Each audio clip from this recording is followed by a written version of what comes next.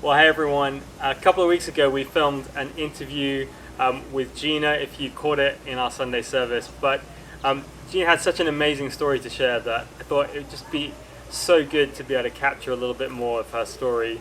And so good to have you with us. We thought this would be a super informal, chilled out conversation. But just hearing a little bit of your story over the last few weeks has been amazing. Can you just kind of give us a little bit of background, a little bit of context of kind of growing up and God and faith and those kind of things? Sure, of course. All my life, born and raised Catholic, and so I do come from a Catholic background, and so if you fast forward many, many years, I was fortunate to meet Laura, and so we said we would do this play date with the kids, and then I love bread making, baking, so does she. And so we thought we'd get together, and we did. We had our play date, and so it just so happened that that day she was fasting. And so, whereas before I would just sort of leave it alone, not ask any questions, I thought I'd ask. I don't know why, I just asked. And I think that's the best thing that I've ever done, just ask, because I feel what opened the door to where I am now. Because she did share that she was fasting because of faith. And I said, well, what faith do you follow? And then she said, she's Christian. And I said, oh, I'm Catholic. I said, and my husband's Christian, but it works. So she's like, well, we're opening our doors soon. For the first time, you're more than welcome to join us. And so I do love learning about God, and I know I wanted more. And so I accepted, and I said, happily, I said yes, and I went. And that very first day, I was very nervous, and I said, well, Laura, what should I expect? How is it going to be different from what I'm used to? And so she gave me a little breakdown of what to expect. So I went there. I went to the service, and it was different, but it was the best different that I had ever experienced. And so the very first day, I know that towards the end of the worship songs, I was in tears. I was moved. And I knew that this was the beginning of something good. And so before COVID, I was still able to go one more time at least. And then everything happened. And so I was happy to see that Vintage went on YouTube. So I continued to follow. And felt that something inside me was just changing. And I felt more full in my heart. I felt happy. And that's sort of like how it happened. And I know that there was a service where towards the end of it, you did a prayer. So you started saying it, and you said for those that feel ready to accept Jesus in their life to go ahead and repeat it right after you, right with you.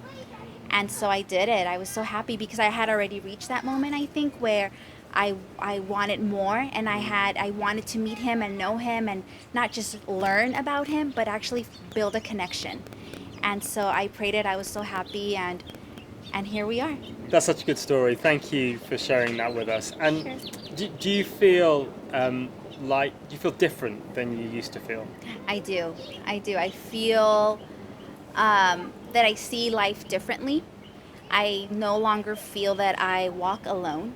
I know that I have a friend, a father that loves me, and that I can go to him whenever I need him, whether I need something, or is it simply to say thank you, or I'm grateful for today's blessings, or just anything. I know that he's there for me.